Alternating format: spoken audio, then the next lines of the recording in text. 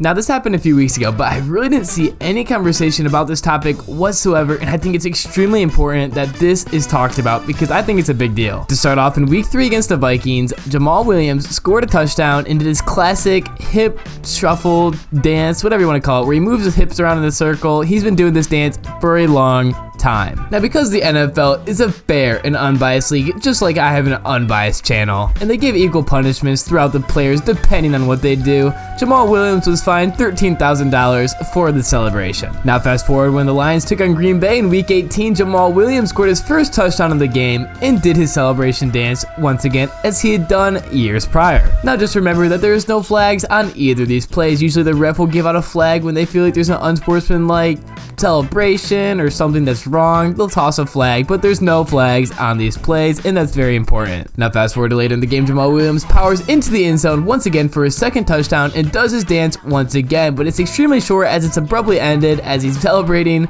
with his teammates. Now just another reminder, on all 3 of these plays, Jamaal Williams does the same dance, and none of the refs think that there's anything wrong with it as they don't throw a flag for any penalty. They did it in week 3 against the Vikings, no flag, and now in week 18, even after the first fine, the refs still don't think there's anything wrong with this and they don't throw a flag. Now also in this game, as everyone remembers, Quay Walker shoves a Detroit Lions trainer and is ejected from the game as a penalty is thrown and enforced on the Green Bay Packers. The big baby himself strikes again. Then, after the game, the NFL reviews certain situations and hits Jamaal Williams with an $18,000 fine, up from the first offense. Then Quay Walker is hit with a fine after the game, and it's only $13,000.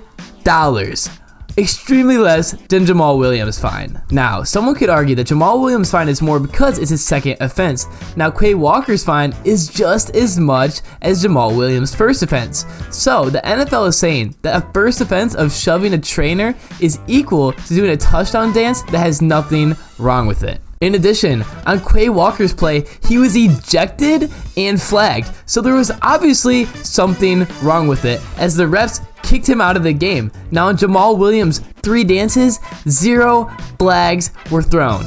How does this make sense? And if you don't know what else there is to this story, it gets better. And by better, I mean worse. On the same play that Quay Walker was ejected, number 90 for the Packers clotheslined DeAndre Swift. And that's why the whole stopping happened in the first place, because Swift was injured. This was totally intentional and totally dirty. And as everybody knows, Green Bay has the refs in their pockets. They're balls deep in the refs. So if you intentionally cause a potential career-ending injury or terrible concussion, you won't be penalized for it because you're a Green Bay Packer. It's a really dirty play by number 90, and he wasn't penalized for it. The refs, I don't know how, there's no way they missed it. They just, they're just throwing for the Packers. That's all it could be. There's no way they missed this. Now for the NFL, on the other hand, there's absolutely 0% chance they missed that, because if you recall, they went back on both of Jamaal Williams' dances and fined him after the game, after there was no flag called on that play. So the NFL has shown they can go back to any play they want, even if there's no flag in the play. Even if the refs didn't even think there was something wrong with the play, they can go back